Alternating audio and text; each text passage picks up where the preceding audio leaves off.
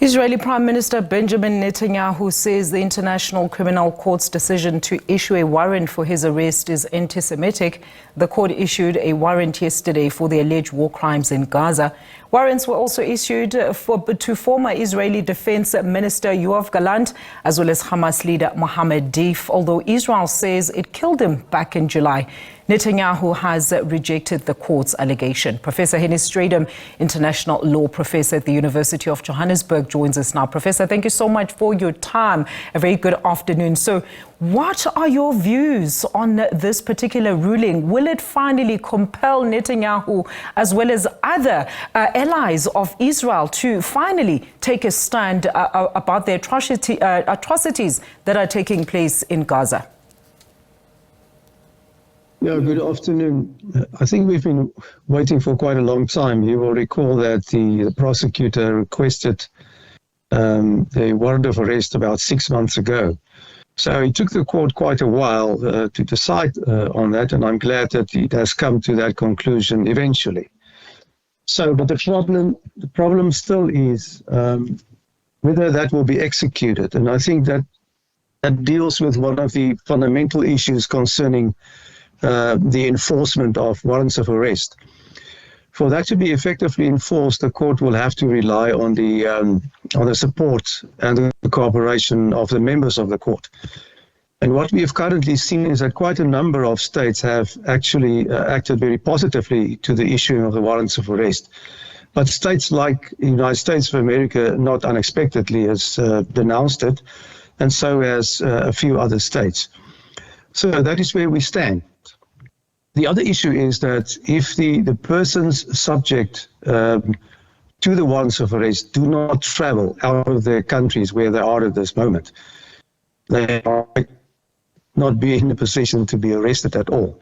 So these are the practical that we have to take into account with the enforcement of the warrants of arrest. Mm-hmm. Let's talk about that enforcement, Professor, specifically pertaining to the biggest and long-time allies of Israel. Let's talk about the United States. Let's talk about, for example, states like Germany, and particularly in Europe. You know, Prof, I was actually looking at the long list of countries that effectively, with this arrest warrant, Netanyahu actually does not effectively get to go to about 30 countries in Europe just on its own. So how can he go on as business as usual without having to, take accountability for some of his actions?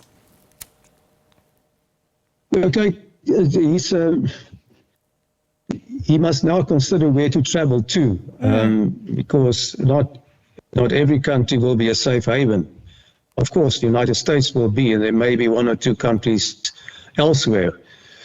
So that, in that regard, he will be restricted as far as his movements are concerned, and the same will apply to the Hamas leader if he's still alive. That we don't know. But you're quite right. If states are not sort of taking seriously their responsibility to enforce a warrant of arrest, it creates all kinds of opportunities for the people subject to the warrants of arrest to still travel around.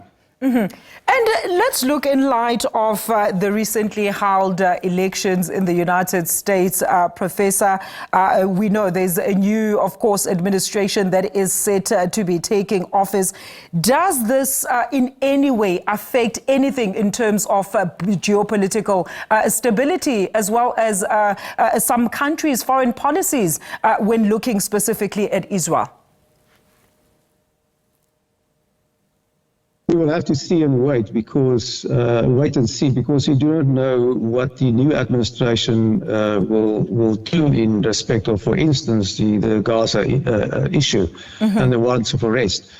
So the new administration will still have to show their hand, and only then will we be in a position to make some kind of an assessment on how this will unfold internationally and in terms of foreign relations. Mm-hmm. And the effect that it's going to have on the current case that is before the ICJ, Prof, what do you think are some of the prospects of the outcome then of the case that is currently before the International Court of Justice?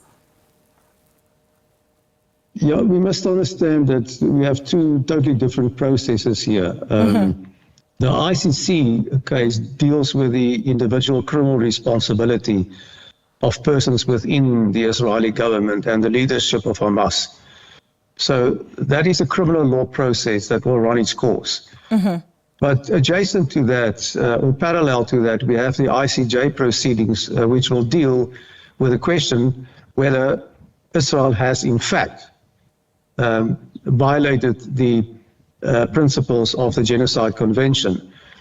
And soon, once Israel has responded to the South African memorials, and that should take place in July, the court will start deliberating on the merits of the case. So they deal with entirely different issues and different subject matters in law. And do you think it's going to have any impact with what is currently going on in Israel and Gaza, Professor, effectively? I doubt that. Because the court cannot stop the war going on.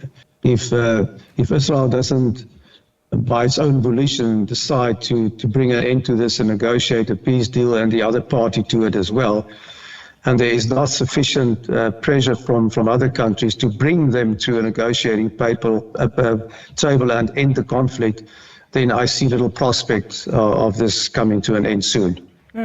So maybe just another fruitless exercise. Professor, thank you so much for your contributions as always this afternoon. That is Professor Hennie Strydom, the international law expert at UJ, also commenting there on the International Criminal Court issuing a warrant of arrest against Netanyahu alongside two others.